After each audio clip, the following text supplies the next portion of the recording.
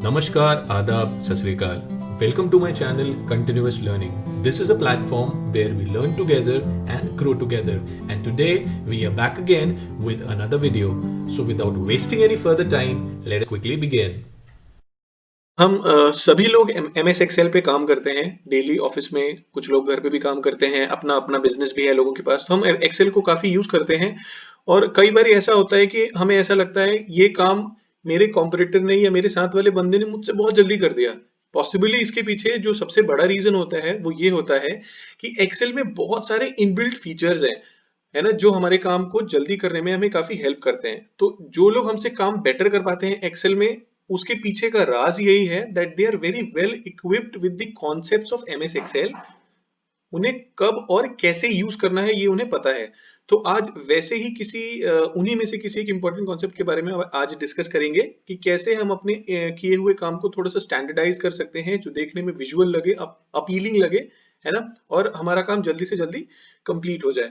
तो today I am taking an example कि आप देखिए, आपको वीडियो की स्क्रीन पर एक टेबल दिख रहा होगा। ये टेबल, इस तरीके का टेबल हम लोग जनरली अपने ऑफिस में बनाते रहते हैं।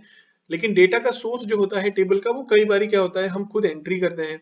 कई बारी हम एसएपी से यानी सैप से कॉपी करते हैं, कई बारी ओरेकल से कॉपी करते हैं, कई बारी ईआरपी से कॉपी करते हैं, कई बारी किसी दूसरे एक्सेल से कॉपी करते हैं, कई बारी वर्ड फाइल से कॉपी करना पड़ता है।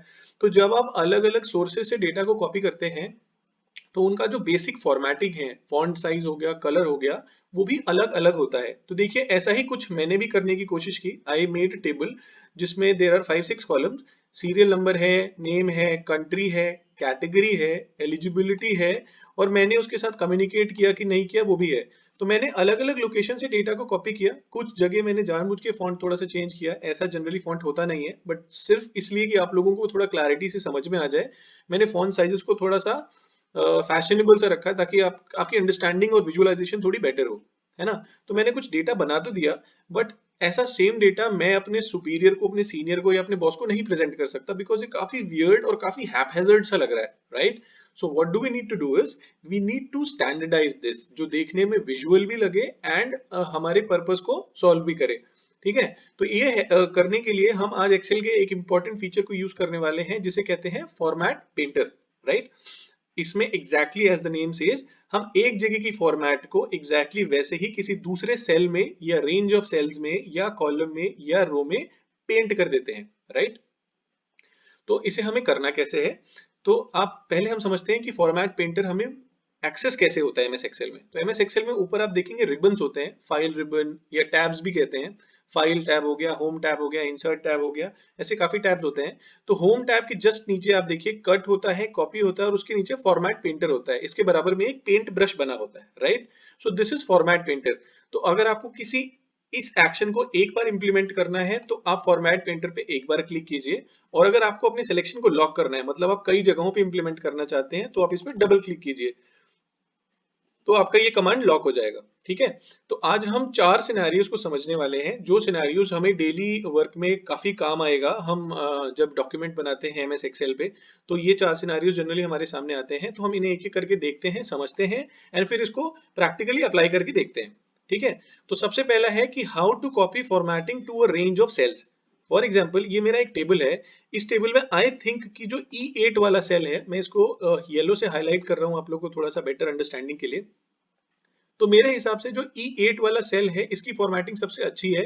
जो फॉर्मेटिंग मुझे इसे इस इन इन आसपास के 6-7 सेल्स में इंप्लीमेंट करना है। ठीक है। तो मैं जरा कंट्रोल Z कर देता हूँ। तो मैं कैसे करूंगा, I will select the cell, format painter पे मैंने एक बार क्लिक किया। तो जैसे ही मैं क्लिक करूंगा, तो पहले जो मेरा कर्सर था, मैं दोबारा करके दिखाता हूँ। देखिए, मेरा पहले कर्सर ऐसे था।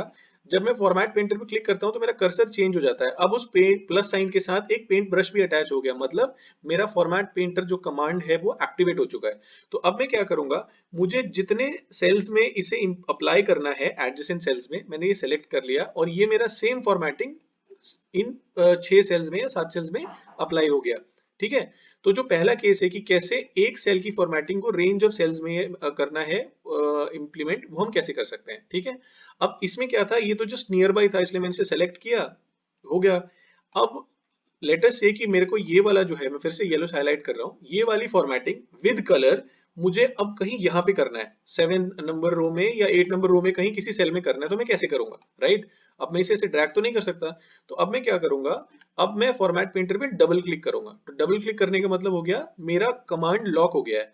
तो अब ये सेम फॉर्मेटिंग मुझे जिस जिस सेल में इंप्लीमेंट करनी होगी, मैं उस पर क्लिक करता जाऊंगा और मेरा जो ये फॉर्मेटिंग है ये उस पे इंप्लीमेंट होता जाएगा। मैं आपको करके दिखाता हूँ। तो मैंने यहाँ पे डबल क्लिक किया, इस पे किया, देखिए शाइना की फॉर्मेटिंग भी सेम ऐसे ही हो गई, एलेक्स पे भी सेम हो गया। इधर अगर मुझे एजुकेशन पे करना है तो जहां जहां पे मैं करूंगा ये सेम फॉर्मेटिंग हो जाएगी, ठीक है। अब आता है हमारा थर्ड कैटेगरी कि अगर किसी एक कॉलम की फॉर्मेटिंग मुझे एग्जैक्टली दूसरे कॉलम में इंप्लीमेंट करनी हो। कई बार होता है हम लोग जब डेट की एंट्री करते हैं तो एक कॉलम तो हमने फॉर्मेट कर दिया, लेकिन जब हम दूसरे कॉलम में डेट की एंट्री करते हैं तो उसकी फॉर्मेटिंग कुछ अलग ही आती है। कभी वो करेंसी में उठा लेता है बाय डिफॉल्ट, कभी वो परसेंटेजेस में उठा लेता है। तो उस केस में एक कॉलम की फॉर्मेटिंग दूसरे कॉलम में कैसे इंप्लीमेंट करनी है, तो आप क्या कीजिए, आप कॉलम को सेलेक्ट कीजिए। कॉलम को सेलेक्ट करने के बाद यू सिंगल क्लिक या डबल क्लिक दोनों से काम हो जाएगा, उसे क्लिक कीजिए। आपको ये जैसे ही पेंट का साइन लग गया इसके साथ, मतलब आपका कमांड एक्टिवेट हो गया। आपको जिस भी कॉलम पे इसे इंप्लीमेंट करना है उस कॉलम के टॉप पे, जैसे मुझे कॉलम एफ में करना है तो मैंने एफ पे क्लिक कर दिया, तो देखिए सेम फॉर्मेटिंग यहाँ पे इंप्लीमेंट हो गई, ठीक है। मैं वापस कंट्रोल जेड कर देता हूँ।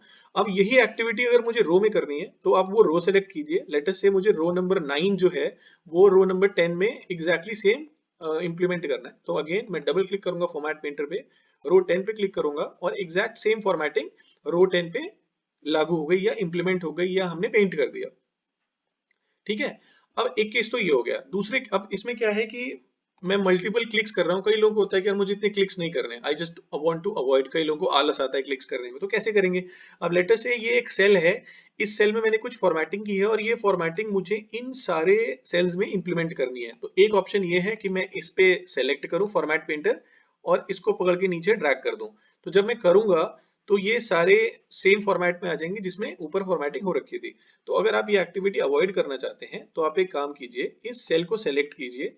सेल को सेलेक्ट करके जब आप इस टॉप बॉटम राइट कॉर्नर में आएंगे सेल के, तो देखिए कर्सर जो है वो प्लस साइन में कन्वर्ट हो जाता है ना। तो इसको पकड़ के आप नीचे जब ड्रैग करेंगे तो इसमें क्या होगा कि ये पूरा का पूरा data as it is copy paste हो गया, ठीक है। तो अब आप देखिए यहाँ पर एक ऑप्शन आ गया, तो इस ऑप्शन यहाँ पे देखिए ड्रॉप डाउन आ गया। तो आप इस ड्रॉप डाउन पे जब क्लिक करेंगे तो इसमें एक ऑप्शन आएगा जो बोलेगा कॉपी फॉर्मेटिंग ओनली। तो जब आप फिल फॉर्मेटिंग ओनली करेंगे तो देखिए ये वापस वैसे ही हो गया, सिर्फ जो इसमें एंट्रीज थी वो वही हो गई जो पहले थी, सिर्फ फॉर्मेट कॉपी हुआ है, राइट। सो दो ऑप्शन है, अगर आप ये ऑप्शन अवॉइड करना चाहते हैं तो आप सीधा इस पे सिंपल क्लिक कीजिए और नीचे ड्रैग कर दीजिए, तो आपका सिर्फ फॉर्मेट ही कॉपी होगा, राइट। तो ये हो गया।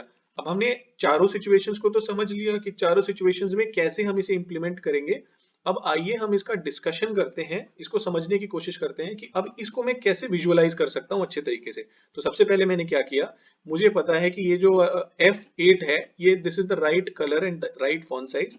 तो मैंने फॉर्मेट पेंटर सेलेक्ट करके इस पूरे टेबल पे लगा दिया, ठीक है। देखिए अभी टेबल कितना अच्छा लग रहा है as compare to earlier table.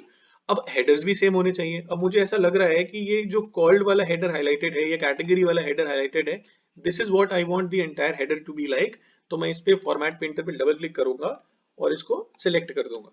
तो अब मेरा टेबल देखिए आपको यूनिफॉर्मिटी लगेगी, सारे सिमिलर फॉन्ट साइज में है, फॉन्ट कलर भी सेम है, ठीक है, फॉन्ट टाइप भी सेम है।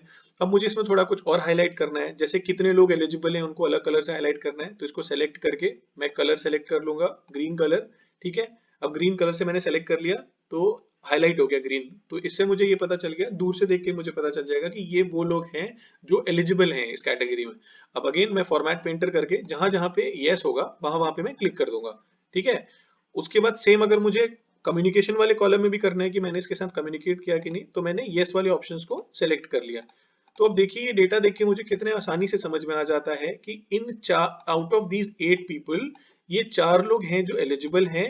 इन 4 लोगों में से मैंने सिर्फ 3 लोगों के साथ कम्युनिकेट किया है और जिस चौथे बंदे से मैंने कम्युनिकेट किया है वो एलिजिबल नहीं है। So this becomes more visual और अंडरस्टैंडिंग हमारी काफी आसान हो जाती है, ठीक है। तो ये काफी अच्छा टूल है एमएस एक्सेल का फॉर्मेट पेंटर। इससे आप अपना जो डेटा है काफी प्रेजेंटेबल और स्टैंड आउट सा बना सकते हैं। चाहे आप इसको पावर पॉइंट में कॉपी करके पेस्ट करें, जहां भी करें, तो इससे क्या होता है, डेटा का स्टैंडर्डाइजेशन दिखता है, विजुअलाइजेशन दिखता है और देखने वाले को समझना आसान हो जाता है। ठीक है, सो आई बिलीव आप लोग को ये काफी अच्छे से समझ में आ गया होगा। बेसिकली ये 4 टाइप के ही सिचुएशंस हमारे सामने आते हैं जनरली जब हम डेटा को बनाते हैं। तो एक आध और सिचुएशंस हो सकते हैं, बट अगर आप सेम कंसेप्ट को समझ जाएंगे तो आप वहां पर भी बहुत आराम से टैकल कर पाएंगे। और अभी भी अगर आपकी कोई क्वेरी है फॉर्मेट पेंटर से रिलेटेड, तो आप नीचे कमेंट सेक्शन में इसको प्लीज टाइप कर दीजिए। I will try to solve it for you. So this is it for today's video guys. Thank you for your time and thank you for watching. अगर आपको content बहुत अच्छा लगा हो तो please like the video and subscribe to my channel. Do not forget to hit the bell icon to stay tuned to the latest updates. And please आप अपने friends के साथ इस वीडियो को ज्यादा से ज्यादा शेयर कीजिए. You can also follow us on Instagram and Facebook. So we will be back again with another video, another concept on MS Excel. Until then, bye bye.